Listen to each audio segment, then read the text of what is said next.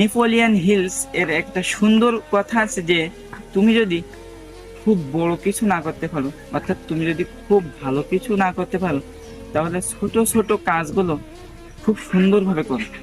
অর্থাৎ আপনি যদি জীবনে অনেক উন্নতি মানের বা জীবনে সফল না হতে পারেন, তবে আপনি যে স্থানে আছেন এই স্থান থেকে আপনার কাজগুলো খুব সুন্দরভাবে করতে থাকুন। এটাই আপনার সফলতা।